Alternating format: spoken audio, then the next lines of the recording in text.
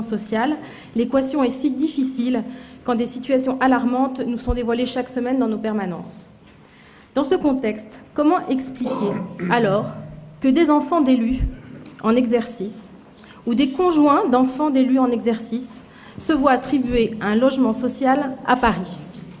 Je ne parle pas de studio, mais malheureusement de F5, denrées rares à Paris, sans que personne ne dise rien, sans que personne ne soit choqué.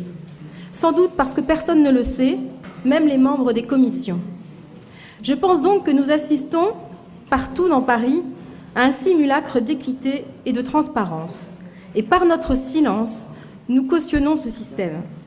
Je le refuse, et c'est la raison pour laquelle je m'exprime aujourd'hui. J'ai déposé cet après-midi, en 8e commission de la ville de Paris, un vœu pour demander que les commissions d'attribution locales comme parisiennes s'abstiennent d'attribuer des logements sociaux à des proches d'élus pendant l'exercice de leur mandat. Et je suis tout à fait à l'aise, car gauche et droite sont aujourd'hui interpellées, puisque toutes les commissions sont pluralistes et que tous les partis politiques sont appelés à y siéger et à veiller à ce que de telles situations n'arrivent pas. L'objet de mon intervention, je le précise, ne concerne pas les élus qui occupent déjà des logements sociaux à partir du moment où ils répondent aux critères et que ce logement a été attribué avant leur élection. C'est un autre problème. Ce qui me paraît choquant, c'est que des élus profitent de leur mandat pour faire favoriser un dossier qui concerne un parent ou un proche dans le processus de désignation.